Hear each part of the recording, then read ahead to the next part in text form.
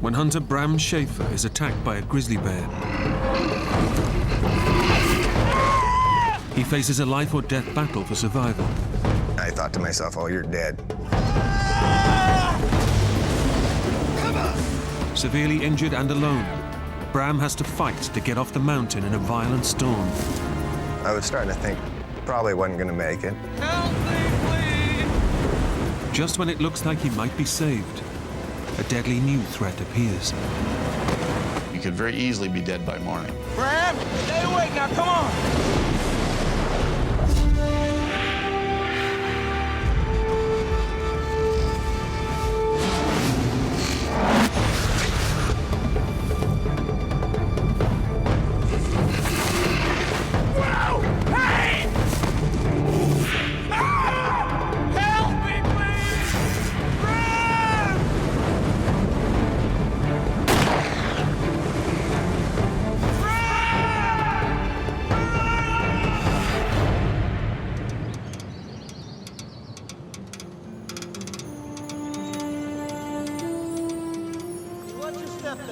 I'm watching my step. You watch your step. I'm doing fine, don't worry.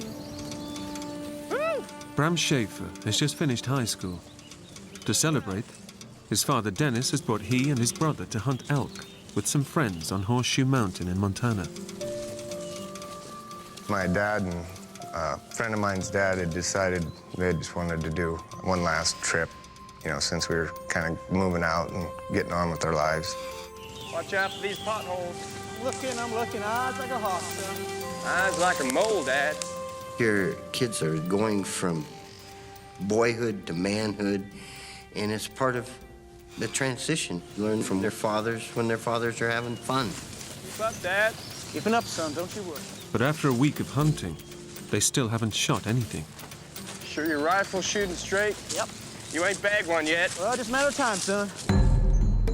The mountain rises to 10,000 feet out of the wilderness. There's no roads, it's just trails, and it's just pretty wild. September is hunting season, for people and for bears. We've seen lots of bears.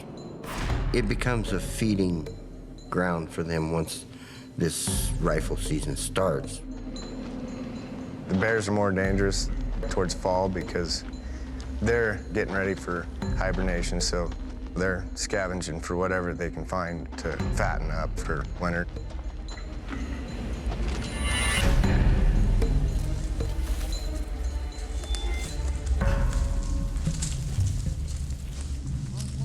Today is the last day of the trip. The men climb almost to the top of the mountain, from where they'll sweep down in a wide line, hoping to find some elk on the way. They don't have much time. A big storm is heading their way. Okay, guys, why don't we all spread out, see if we can't flush something out. Bram goes to the end of the line. Okay, let's move it. Last chance, Pop. Last chance for what, son? Last chance to bag an elk. You said it. Bram had his own speed, and the way he went, he just went over a ridge, see? So he wasn't in sight of us. Bram takes off alone, ignoring any possible dangers. He was very strong physically and strong-willed. He's fearless. What's gonna hurt me? Bram's orange vest might stop other hunters from shooting at him, but it also makes him more visible to predators. But Bram's a high school football star, bold and brash. I was a pretty cocky kid. I didn't worry too much about anything. You know, I was 18, bulletproof.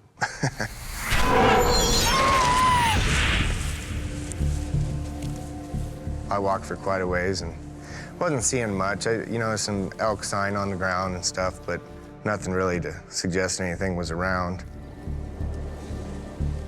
We were kind of supposed to stay within earshot of each other, but they were up on the top of the mountain and I was off kind of coming around the side, a little lower.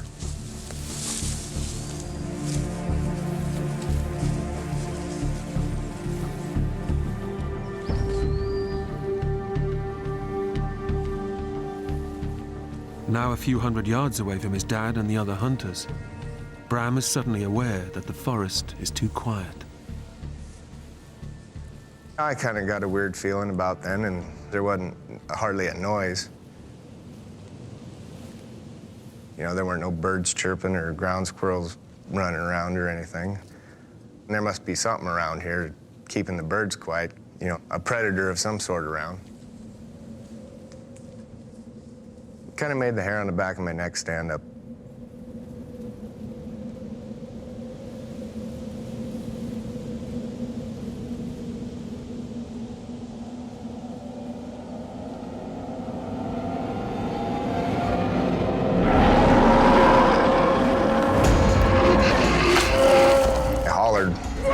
She didn't slow down. My next thought was get the hell out of the way.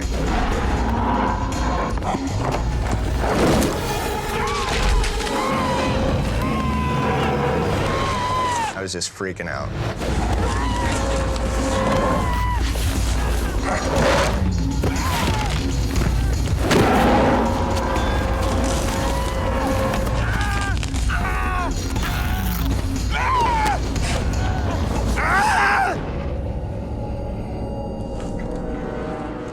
The next thing I know, she's sitting there with her head in my lap, just huffing at me.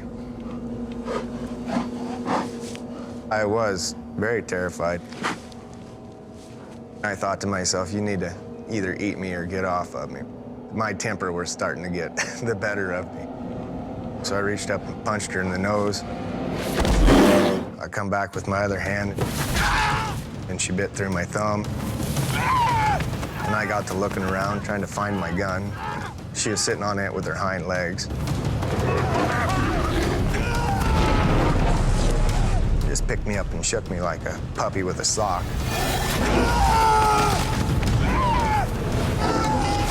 It felt like vice on your leg. And then I thought to myself, oh, you're dead right there.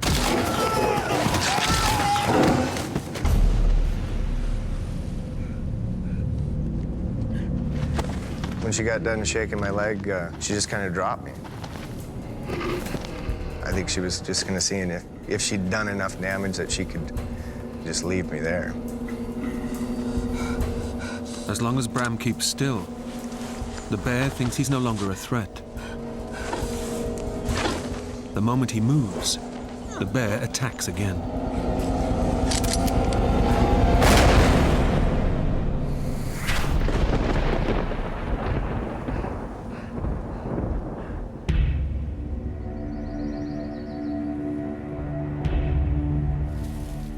Unaware of Bram's terrible ordeal, two hunters further down the mountain, Bruce Pisecki and his son Bryce, are also looking for elk. So far, without any luck. Come on, son. Our luck will turn. On their way to try a new spot, Bruce sees something that makes him very nervous. I'm starting to see bear sign and footprints of the bears. See that? It's a big claw. Pretty recent, too.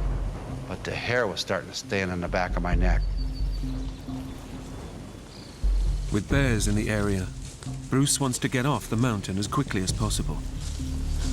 That means going straight down through unknown territory. At the bottom, they'll try to find a trail to lead them back to their camp, a couple of miles away.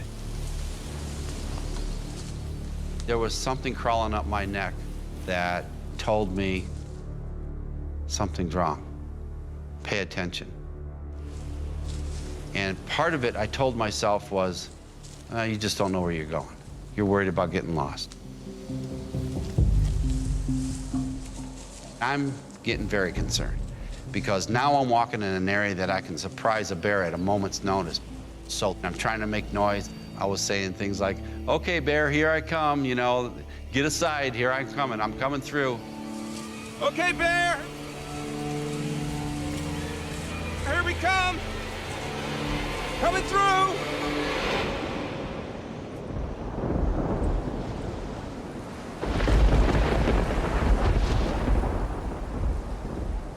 Bram has done the nearly impossible. He's killed a grizzly with a single shot.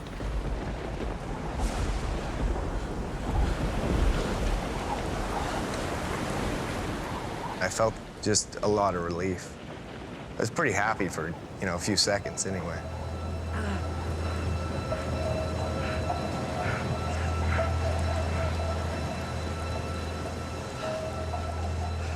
Didn't really know what all the wounds I had. I was just kind of trying to figure out, what damage was being done and what I needed to do to get out of it.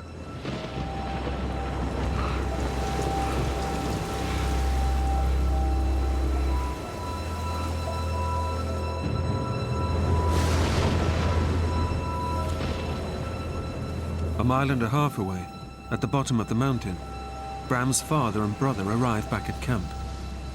They haven't seen Bram for nearly 2 hours. We got to camp, no Bram. So I asked everybody, where's Bram? Have you seen him? No. Have you heard from him? No. I said, well, something's wrong. I got my other son immediately, and we went back up on the mountain. Let's go look for him. I knew he wasn't lost. He had a compass in his head. So I knew that wasn't a problem. But for him not to show up was just, it ate at you.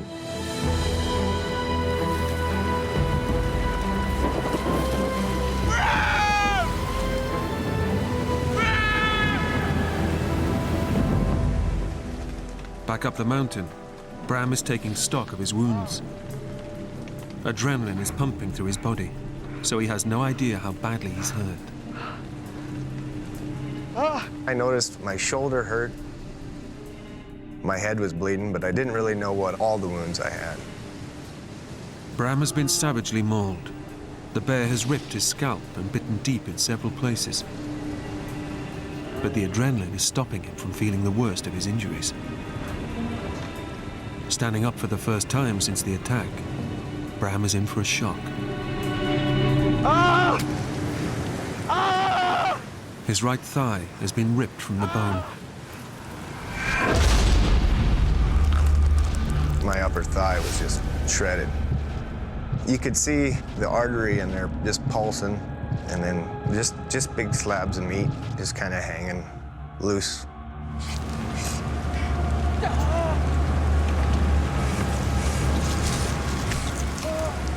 I pulled the meat back up and kind of laid it back in the hole.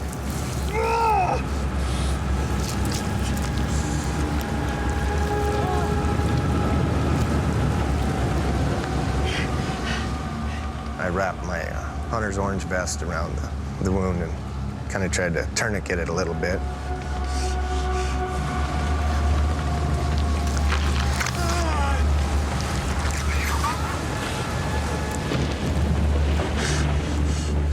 It hurt pretty bad when I pulled it down tight.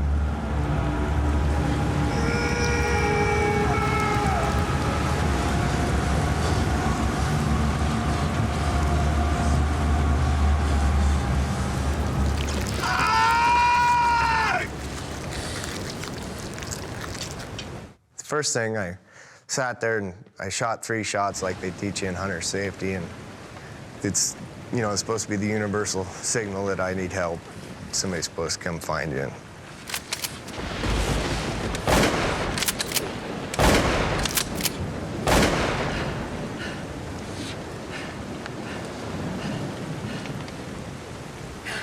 Come on! Damn! Help!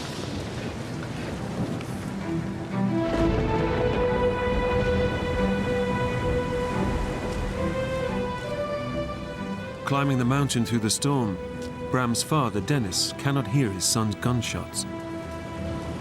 Bram! Son, can you hear me? Bram! It was getting really nasty. The wind started blowing about 30 miles an hour. We couldn't hear nothing.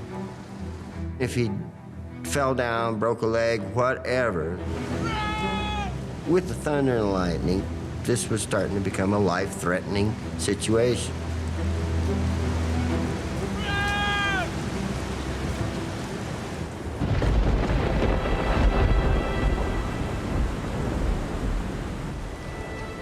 When no one responds to his distress signal, Bram's hopes of being rescued begin to fade. And I sat there for maybe 10 minutes thinking, you're an idiot.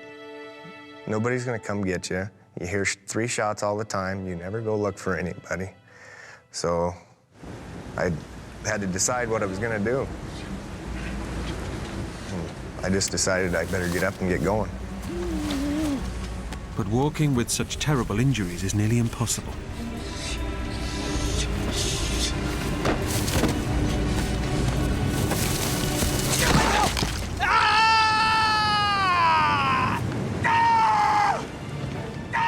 Bram must get off the mountain quickly.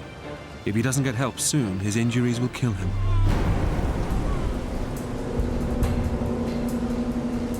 Help!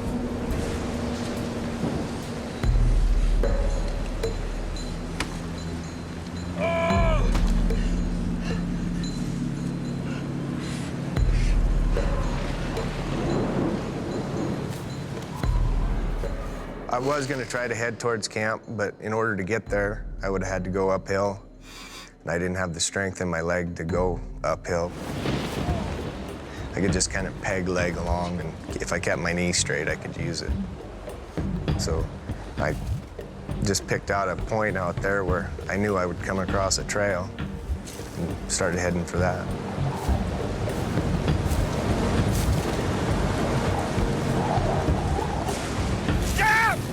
I was pretty pissed off at the world. I hollered and stayed mad as I could for quite a while.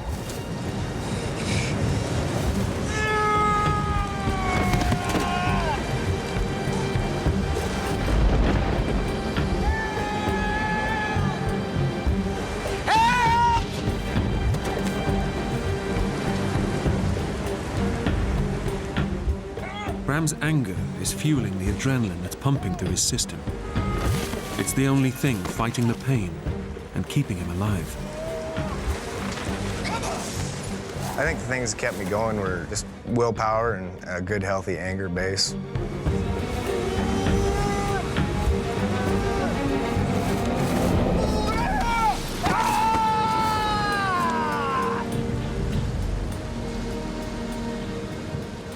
It was hard. There was a couple of times I thought about, maybe just sitting down and quitting, but I'm about as stubborn as they get. I knew if I didn't keep going, I probably wouldn't make it anywhere and nobody would find me. Oh, damn!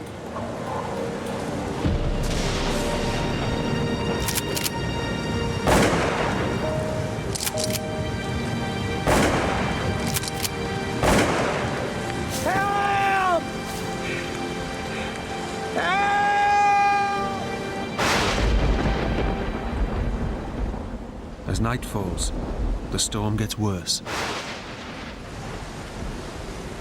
Further down the mountain, Bruce and Bryce Pisecki are still searching for the trail that will lead them back to camp. In the darkness, Bruce is now very nervous about getting lost in bear country. The uneasiness that I had, part of it was not finding the trail, because I didn't want to be lost. And the other part was worrying about the bear sign that I'd seen. It was just made. I know they're there somewhere. Dad, can't see. Let's use the flashlight. No! No! We get lost. We need them batteries full. All right? Okay, so stick close. So we can see each other.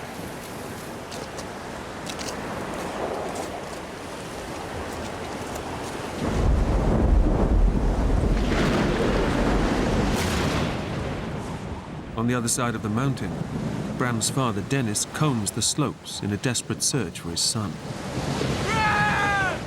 And the weather finally went down to about 10 degrees. And he's out there. So I'm looking and we're shooting and hollering.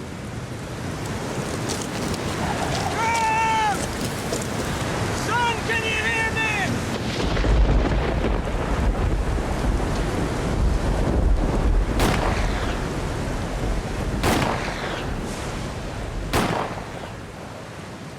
Dennis knows Bram might not hear the shots through the storm, but he also knows he's taught him vital skills to survive. He knew how to get under shelter without having fire. He also knew that if you are caught in cold weather, you walk. No matter if you walk a 100-foot circle, you walk until daylight. But Bram's leg is so badly mauled that walking down the steep mountain slope is impossible. With every fall, Bram risks tearing the exposed artery in his leg. If it bursts, he'll bleed to death in minutes. Alone and on the wrong side of the mountain, Bram begins to realize how slim his chances of survival are. I was starting to think probably wasn't going to make it.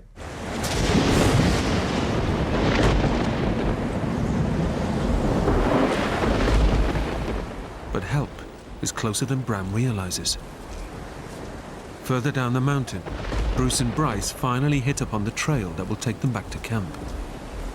Dad, over here! Look! So I'm saying to myself, I hope this is Rock Creek Trail. I hope this is Rock Creek Trail.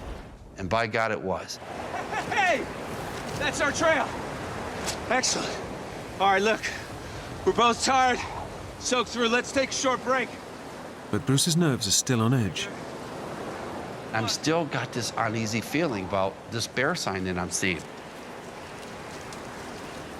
His fears are aggravated by the fact that he and his son are using old-fashioned muzzle-loading rifles.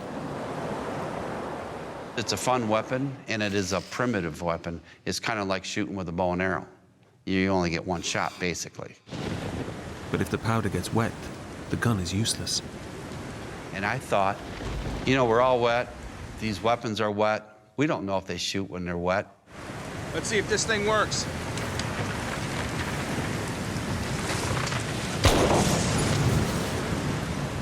I heard a gunshot that was pretty close. I just about jumped through my skin, you know. I was pretty excited.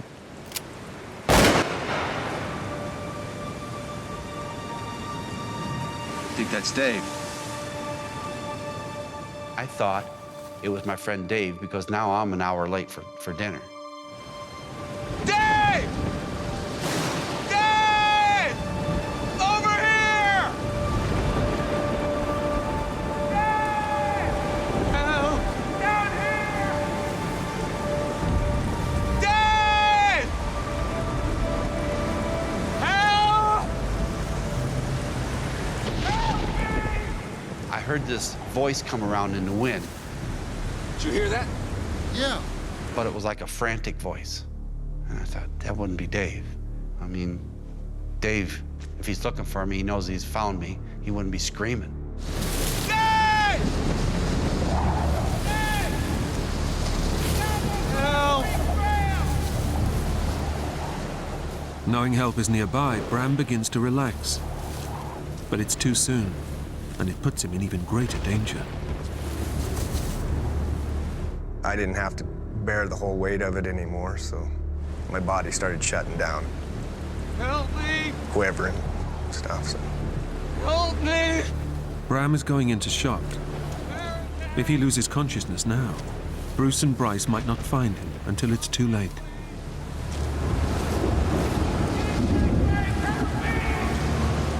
He was yelling back at me, but it was frantic. I couldn't hear what he was saying. All right, shine your flashlight up in those trees. Let Dave see where we're at. Dave! I didn't see no light from him, and I kept yelling. Dave! We're down here! Rock Creek Trail! At the trailhead! And this wind wouldn't let up. And then all of a sudden I heard, help me, help me. Help me! Get my bear! The wind came around and just carried it just perfect. And all of my fears of bears just came alive. Oh my God, somebody's hurt there. We gotta help. You stay behind me. Anything comes at us, use that muzzle loader, you understand? You all right? Bruce and Bryce start climbing towards the voice in the darkness. But Bruce is hesitant, fearing he's leading his son into a potential bear attack. Where are you? Where are you at? As I'm getting closer, I'm yelling at the top of my voice because now I'm scared. And I'm going, where you at? Who are you? I was getting excited because I knew there was a bear in the area. And this guy said he was attacked.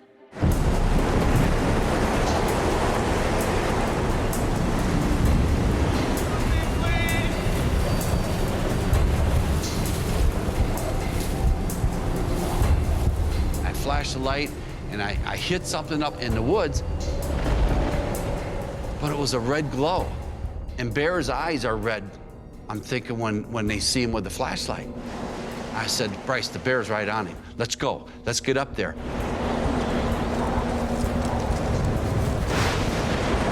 Help me, please. Oh, God. Help me, please. I'm at the height of my adrenaline. I have my pistol cocked, and I get down below where this guy is standing. He's just shaking like crazy, and steam is rolling off of him. Don't move. Stay where you are. I'm coming. Help me, please. Where's the bear? Bear's dead. My mind's really racing. I don't know what to do with hurt people. You can just kind of see the color leaving his face. But, you know, he never really acted panicky or anything around me. Even though he looked hideous to me, in my mind I'm thinking, reassure him that he's gonna be okay. What's your name, son? Bram. Okay, Bram. Now we're gonna get you off this mountain, okay? Get you back down to camp, all right? God, I kept saying, Bruce, don't freak out. You gotta help this guy. There's nobody else around. Nobody's gonna help him but you. All right. Here. My concern was to get him to safety. Hold this too. Here. Okay, you ready? All right, here we go. Bryce was only about 19 years old. Oh, have you got him, Dad?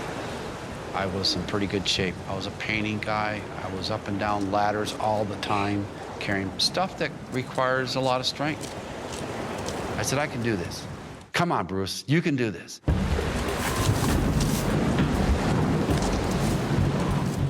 I just didn't realize how hard it was gonna be.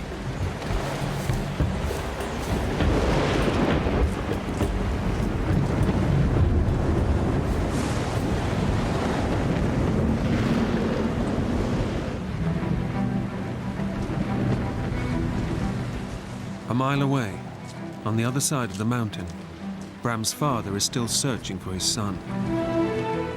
With each passing minute, his anxiety grows. My fears was he slipped, broke a leg, broke an arm, busted a shoulder. You know, anything could have happened. Your imagination runs pretty wild when you're afraid.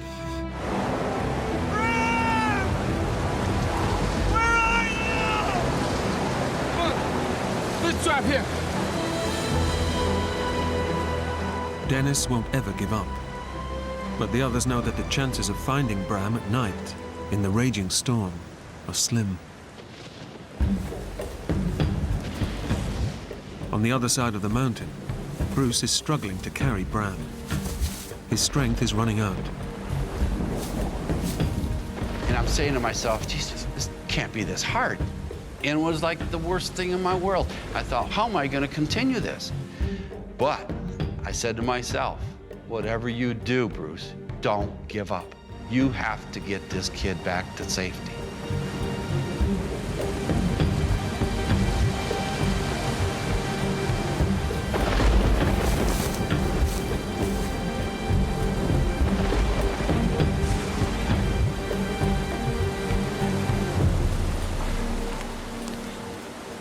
Bruce senses that Bram's shivering is getting worse.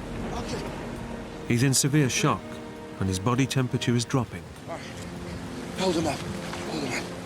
So I took my raincoat off and I wrapped it around him to try to keep that warmth in him. All right. Sure, I'm in there. That's it. That's it. Every time we stop, all right? I'm gonna stand you up. I'm gonna put my arms around you. I'm gonna try and get you warm, okay? Okay. You ready? Here we go.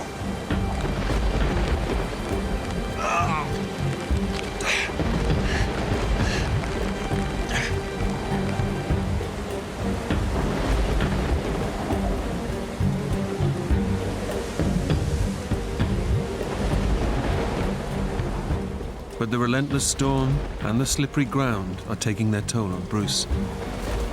Only a few minutes later, he has to put Bram down again. Now it's only been 50 yards, and I'm winded again. And I'm going to myself, you cannot give up, Bruce. You cannot give up. I'm exhausted. I'm tired. I am breathing so hard, and I'm sweating so bad.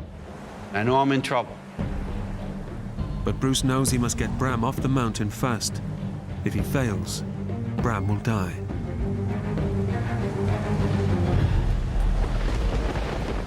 I said, God, I need some help. And then I fired off my 3 last rounds of my pistol to try to get more help. I heard a gunshot, and I thought to myself, what a fool. Who would shoot an elk at this time? By chance, Andy Wolf has also been hunting on Horseshoe Mountain. When I heard the second shot, I got that uneasy feeling. And when I heard the third shot, I knew something was wrong. Somebody maybe was disoriented. I thought maybe we would just go find him and help him off the mountain.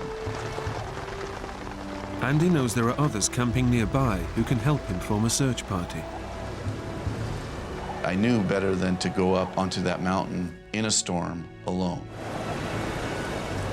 Joined by the other hunters, Andy Wolf sets off in the direction of the 3 gunshots. So here we are going this huge mountain in the middle of the night with roaring wind. We're having to yell to each other to even talk to each other.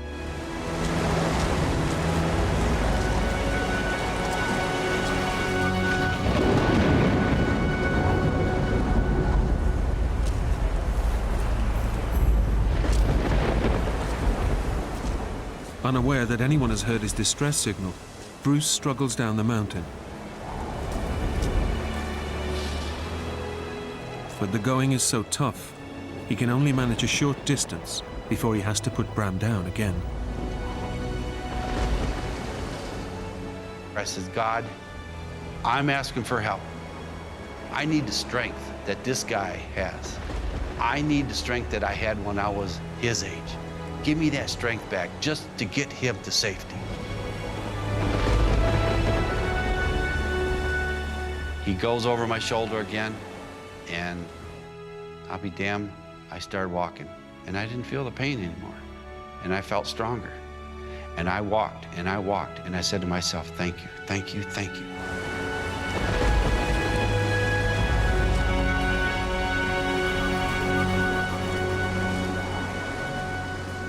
They're now less than a mile from Bruce's camp.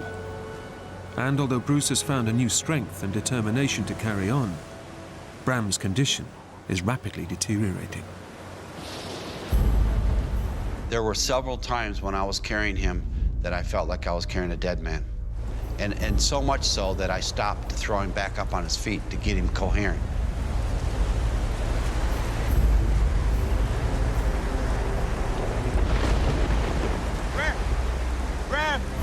Bram, wake up, Bram. Stay with me. Bram? Well, Bram was like in and out, in and out. He was okay, then he wasn't okay. He was real coherent, and then he wasn't. I'm saying, don't you dare give up. Don't you dare give up. All of a sudden, Bryce started yelling and says, Dad, Dad! Bram! Bram! Bram, you're gonna make it! You're gonna be okay! Somebody's hit! Hey! Up here! We were probably 45 minutes into our hike when we started hearing screams for help.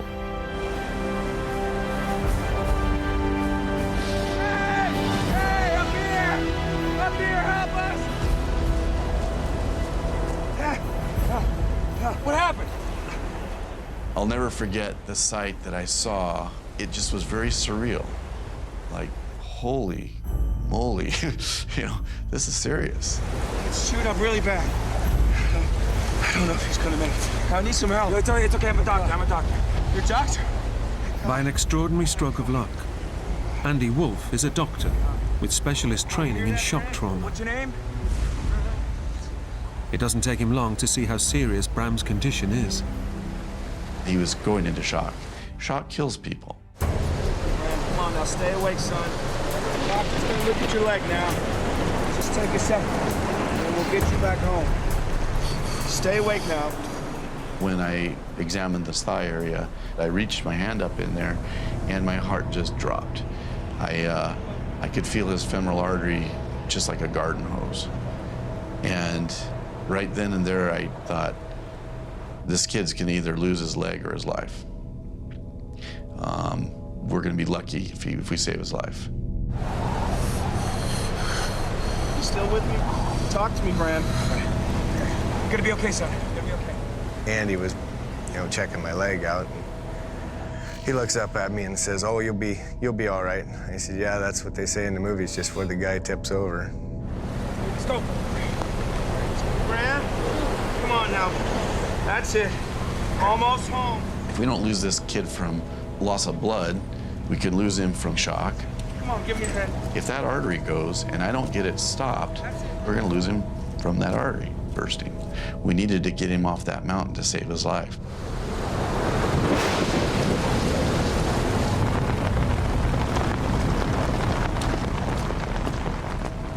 The camp is only a mile away from where Bram was attacked by the bear.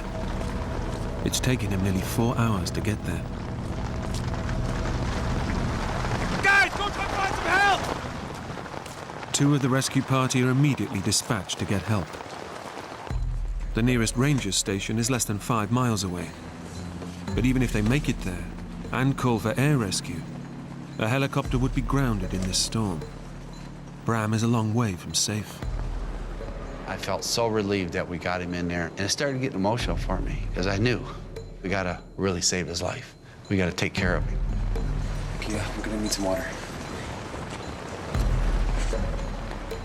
I'd lost most of my adrenaline, so I was starting to feel more, and I was thinking about, you could possibly die. Bram was in a tremendous amount of pain. You could just see it in his face, but Bram's a cowboy, and he would not complain if both arms had been chewed off. I put a lot of antibiotics into him too, trying to stem the tide of infection. The doctor knows that even if Bram survives the night, his injuries are severe enough for gangrene to set in, which means he could lose his leg, or, if not treated quickly, his life. Do you have any dry clothes? Yeah.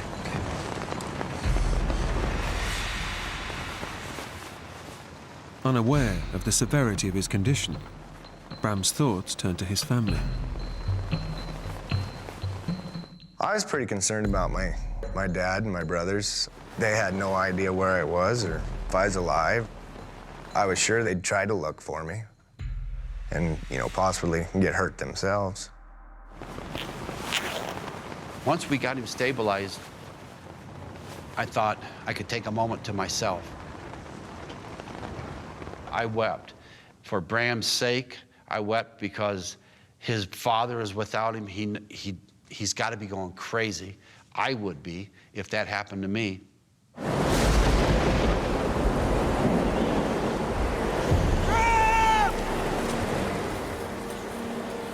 Up on the mountain, Dennis Schaefer is confronting his deepest fears. I got to thinking, man, I might not be bringing one home. And that feeling down in your guts, I'll tell you what, is an empty, empty feeling. Searching the dark, treacherous slopes in a raging storm is becoming too dangerous. Dennis's friends decide it's safer to wait until morning.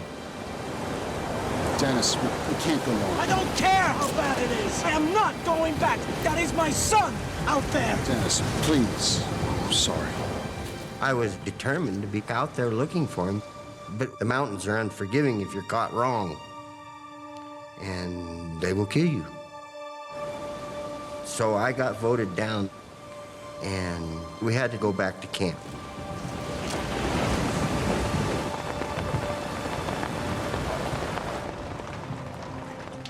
Andy has managed to keep Bram alive so far. But now, the doctor spots a new danger threatening to kill him. Gas gangrene. Gas gangrene is a deadly poison produced by bacteria trapped in infected tissue. It destroys flesh, blood cells, and blood vessels. Gas gangrene can travel 6 inches in an hour. If Bram's femoral artery was being attacked by bacteria, it would burst. Bram was in serious trouble at this point. He could very easily be dead by morning. How you feeling, Bram?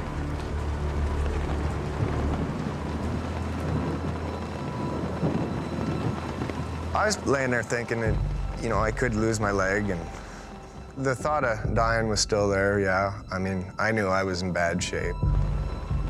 Dr. Andy Wolf has given Bram antibiotics and painkillers.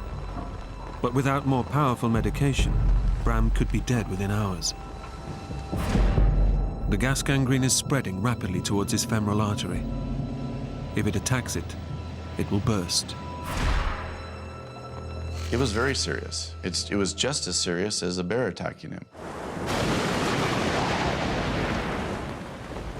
2 miles away, Bram's father has no idea what's happened to his son. He spends an agonizing night waiting for the storm to abate. They wouldn't let me leave camp, and that was probably the biggest torture I went through, was being in that camp, not doing anything. It could drive you nuts as a parent. One of your kids is missing. You know that the elements are horrid. It's unforgiving. I was awake all night, pacing, crying. Your heart just like it was going to explode, you know, because for the lack of ability to be able to go do anything and the unknowing, you know, you just sit down and weep sometimes.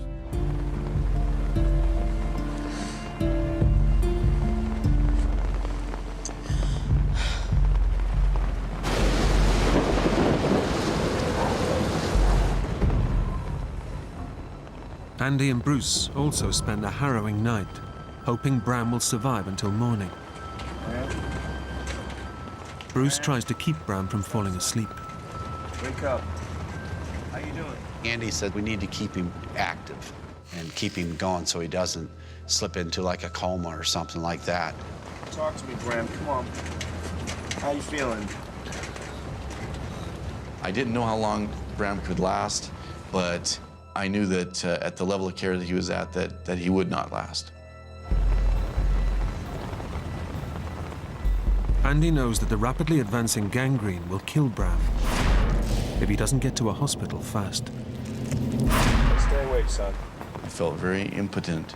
It was just every moment wish that the sunlight would come. We'd hear a helicopter.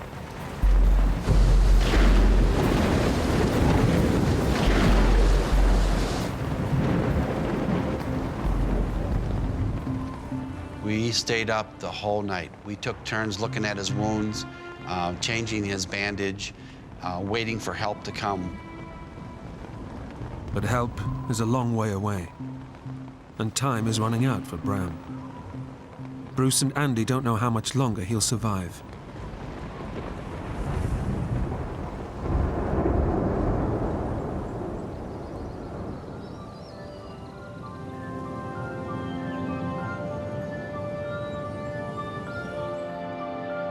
Stay awake, Bram. Just at daybreak, we heard the chopping noise of the helicopter coming. You hear that, Bram? You hear that? I was pretty excited when I heard that helicopter coming in. I've never been so happy in my life as to hear rotor blades. on its way. I was just relieved. You know, I was happy because I thought, wow, he's going to be okay. Okay. 1, 2, 3. Oh! That's it, Bram. That's it. Watch his head. Yeah. With Bram on his way to hospital, Bruce sends one of his party to find Bram's father. Bram!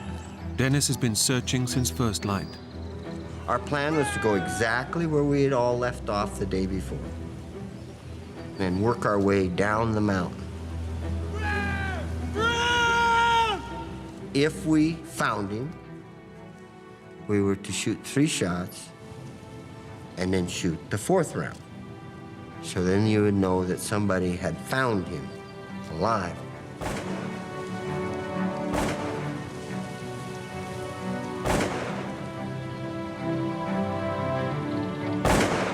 Jubilation.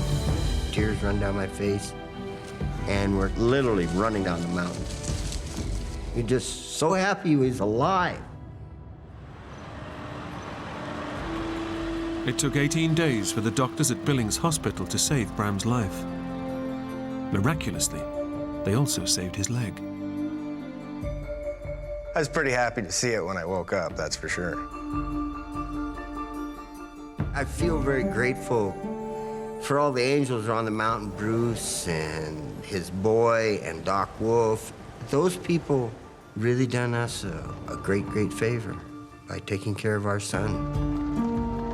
I'm not a hero. I just did what I had to do. I just know that I did the right thing.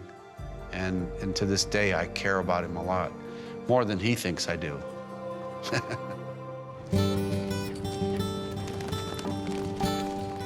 When I left the hospital, they told me I probably would never be able to ride a horse or do this or do that.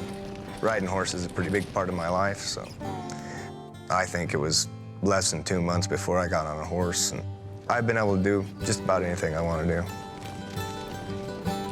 Despite his ordeal, Bram suffered no lasting injuries. Today, he's also a father and looks forward to the day he'll take his own son hunting on the mountain.